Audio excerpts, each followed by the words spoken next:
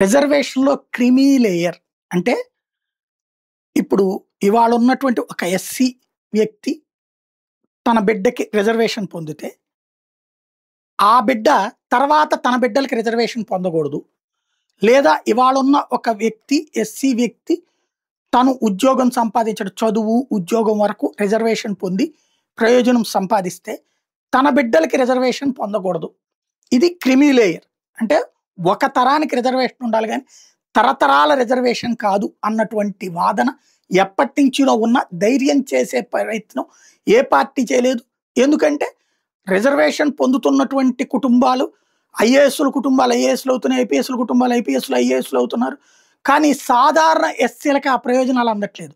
అట్టడుగున కార్మికుడిగా ఉన్నటువంటి ఎస్సీ కుటుంబానికి తమ బిడ్డల్ని ఐఏఎస్‌లని, ఐపీఎస్‌లని చేయలేకపోతున్నారు. ఈ నేపథ్యంలో పెరుగుతున్న అసంతృప్తినే తాను ప్రస్తావించానంటున్నారు.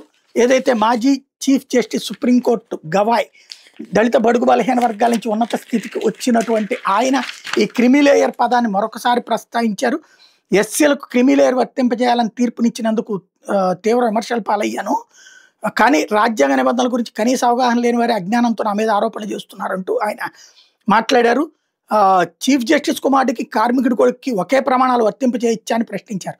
ఎస్సీ కోటాలో ఆర్థికంగా ఉన్నత స్థితిలో ఉన్న క్రిమీ లేయర్ వర్గాలను రిజర్వేషన్ ప్రయోజనం నుంచి దూరంగా ఉంచాలంటూ లాస్ట్ ఇయర్ ఆగస్టులో విస్తృత ధర్మాసనంలో భాగమైన జస్టిస్ గవాయ్ తీర్పు ఇవ్వడం. అయితే ఆ తీర్పుతో తన సొంత సామాజిక వర్గం నుంచి తీవ్ర విమర్శలు ఎదురయ్యాయని చెప్పుకొచ్చారు.